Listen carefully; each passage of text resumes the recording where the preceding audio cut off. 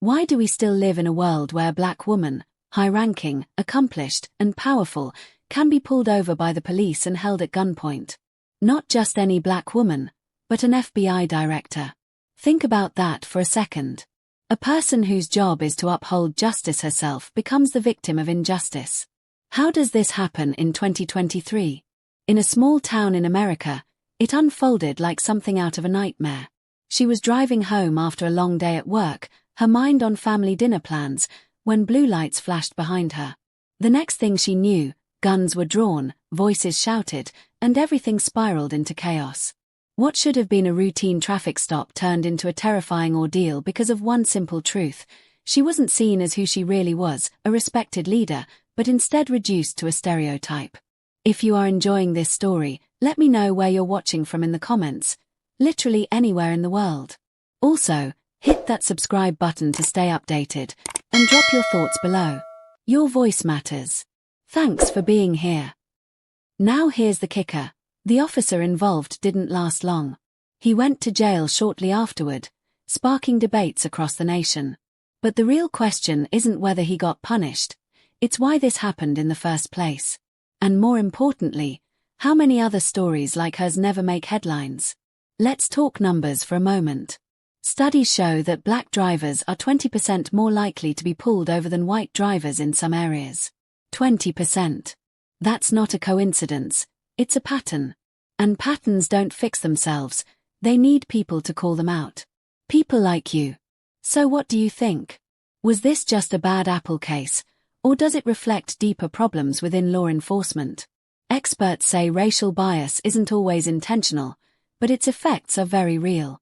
It creeps into split-second decisions, clouding judgment and leading to situations like this one.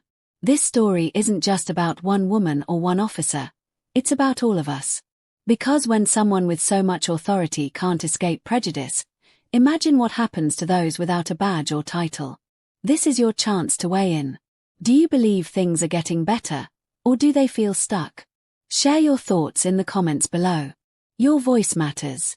We'll be there, ready to respond, because these conversations aren't easy, but they're necessary. Let's keep learning together. The incident sent shockwaves through the community, but the real story begins long before that fateful night. To understand why this happened, we need to look closer at the town itself, a place where tensions between law enforcement and minority residents had been simmering for years. Locals whispered about uneven treatment during traffic stops, while official reports often dismissed such claims as isolated incidents. But statistics don't lie. In this county alone, black drivers were 3 times more likely to be searched during a stop compared to their white counterparts. 3 times. Acting on a hunch, investigative journalists dug deeper and uncovered something troubling. Internal memos from the police department revealed training sessions where racial profiling was either overlooked or justified under vague terms like community safety. One memo even suggested that officers should trust their gut, which experts say can easily mask unconscious biases. A former officer who wished to remain anonymous admitted that these practices weren't hidden, they were part of the culture. Meanwhile, the FBI director's case became a lightning rod for change. Her lawyers filed a lawsuit not just against the officer but also against the department, arguing that systemic issues needed addressing. They demanded transparency, independent oversight, and mandatory bias training for every officer. The department initially resisted, claiming they already followed strict protocols. But public pressure mounted, fueled by protests and petitions signed by thousands of citizens demanding accountability. As the investigation unfolded, another layer emerged. Witnesses came forward to share similar experiences, ordinary people whose stories mirrored the director's ordeal. There was Marcus, a teacher stopped twice in 1 month despite having no record. Elena, a nurse forced to kneel on the pavement after a minor traffic violation, and Jamal, a teenager who still wakes up with nightmares after being surrounded by police during a routine bike ride. Each story added weight to the argument that this wasn't an anomaly, it was a pattern. But patterns can be broken. Community leaders began organizing meetings with local officials, pushing for reforms. Some officers, recognizing the problem, joined the conversation, admitting that change wouldn't come easy but was necessary. One sergeant said, "We're only human, and humans make mistakes. But if we refuse to learn from them, then what are we fighting for? Now here's where you come in. Do you think reform efforts will work, or is the system too entrenched to change? Should the focus be on retraining existing officers, hiring new ones, or both? Share your thoughts in the comments below. Your perspective could help shape the discussion, and maybe even inspire solutions. Because this isn't just about one town or one department. It's about all of us learning to see each other clearly, not through stereotypes or assumptions, but as fellow human beings deserving of respect and fairness. And that starts with honest conversations. We'll be here, listening and responding, because together we can move forward. The trial of the officer who pulled over the FBI director became a focal point for the nation. But what unfolded in that courtroom was more than just a legal battle, it was a reckoning. As evidence piled up, it became clear that this wasn't an isolated incident of misconduct, but rather a symptom of deeper issues within the department. Testimonies from former officers, internal emails, and even body camera footage painted a picture of a culture where racial bias was normalized, sometimes even encouraged. The jury delivered its verdict: guilty. The officer was sentenced to jail time, a rare outcome in cases like these. But the punishment alone didn't satisfy those pushing for change. For them, true justice meant systemic reform, not just penalizing individuals. And so, the fight continued. In response to growing public pressure, the police department implemented sweeping changes. Mandatory implicit bias training became standard for all officers, with independent monitors ensuring compliance. A civilian review board was established to oversee complaints against law enforcement, giving community members a voice in accountability. Body cameras were required for every shift, with strict rules about when and how footage could be used. These measures weren't perfect, but they marked progress, a step toward rebuilding trust between the police and the people they serve. Yet, not everyone agreed with the approach. Some officers felt targeted, arguing that their jobs had become impossible under the weight of new regulations. Others believed the reforms didn't go far enough, pointing out that changing policies doesn't automatically change minds. Critics outside the department questioned whether the FBI director's high-profile status influenced the swift action taken in her case, wondering aloud if ordinary citizens would receive the same justice. Meanwhile, the FBI director returned to her role, determined to use her experience as a catalyst for broader change. She began speaking at conferences, writing op-eds, and meeting with lawmakers to advocate for national reforms. Her message was simple yet powerful. If I, with my position and resources, can still face such blatant discrimination, imagine the struggles faced by those without a platform. Her efforts sparked conversations beyond the town's borders. Cities across the country started examining their own policing practices, inspired by the example set in this small community. Experts noted that while progress often feels slow, each step forward matters. One sociologist remarked, "Change isn't linear. It's messy, unpredictable, and sometimes painful. But it's possible." Now, let's bring it back to you. Do you think these reforms will stick, or will old habits eventually resurface? Is there a way to balance accountability with support for law enforcement officers doing their jobs honestly? How do we ensure that every person, regardless of race, gender, or background, is treated fairly under the law? Share your thoughts in the comments below. Your ideas might just spark the next big movement. Because this story isn't over. It's ongoing, evolving, and shaped by the actions of everyday people like you. We're here, listening and learning, because together we can create a future where justice truly means justice, for everyone. Months after the trial and the implementation of reforms, the town began to feel different. There was a cautious optimism in the air, as if the community had taken its first tentative steps toward healing. But beneath the surface, tensions lingered. Change is hard, especially when it challenges deeply ingrained beliefs and habits. Not everyone embraced the new policies with open arms. Some officers grumbled about the increased scrutiny, feeling like they were walking on eggshells every time they stepped into their patrol cars. "It's not fair," one officer told a local reporter during an off-the-record interview. "Now we have to second-guess every decision, worried about being accused of bias." Others, however, admitted privately that the changes were long overdue. "We've been doing things the same way for decades," another officer said. "Maybe it's time we tried something new." Meanwhile, residents noticed subtle shifts in how they interacted with law enforcement. Traffic stops became less frequent, and when they did occur, interactions felt more respectful. Body camera footage showed officers taking extra care to explain their actions and listen to drivers' concerns.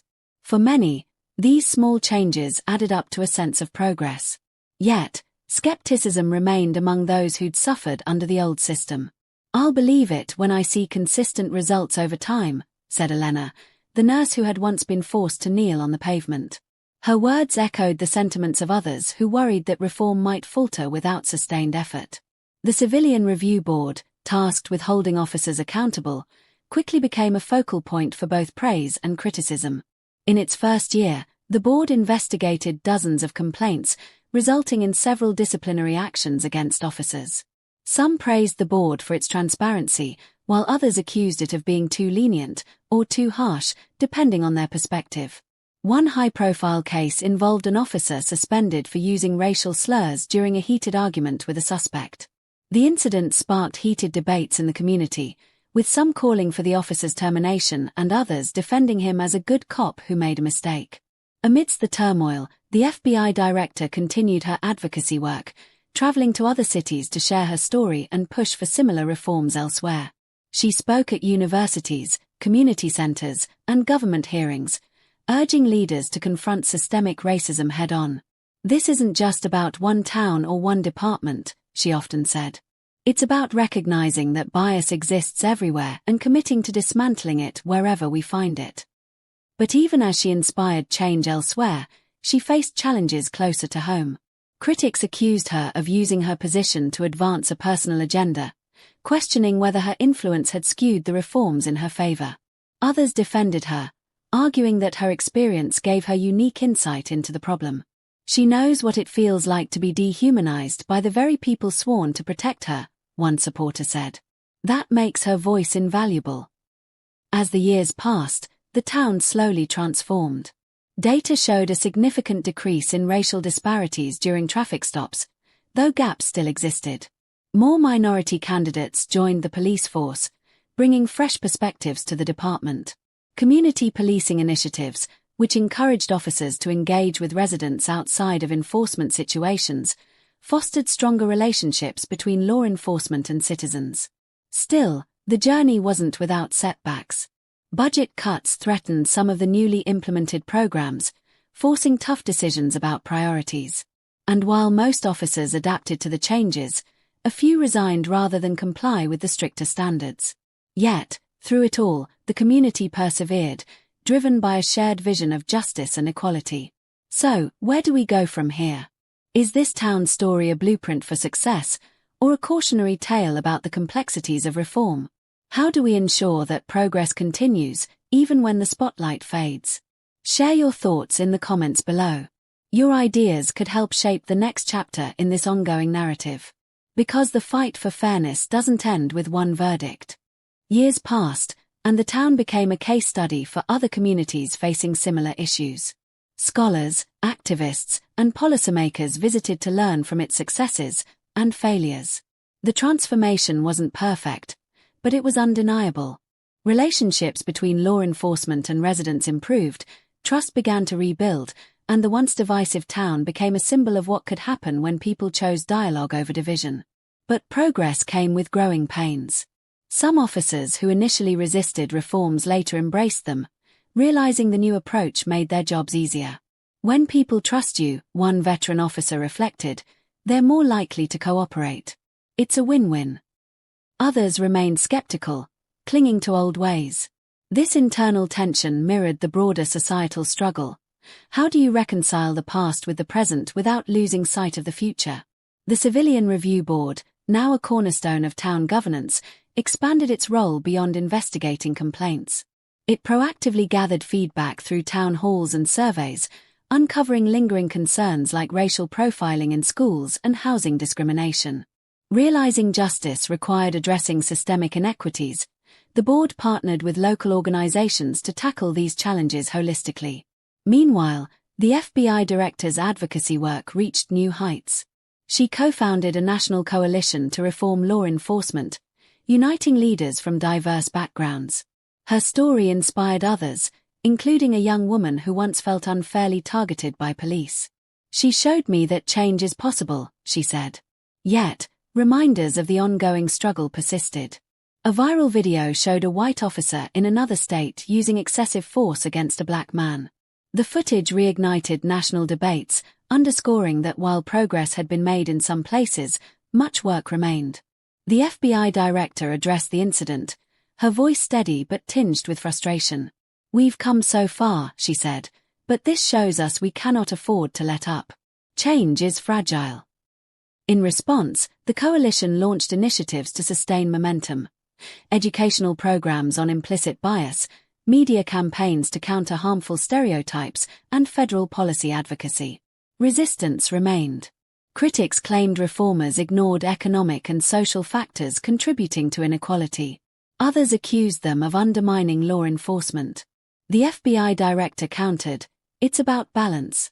We need to hold bad actors accountable while supporting those doing the right thing." The town became a microcosm of the nation's journey toward justice. New challenges arose, economic downturns, political shifts, but so did opportunities for growth.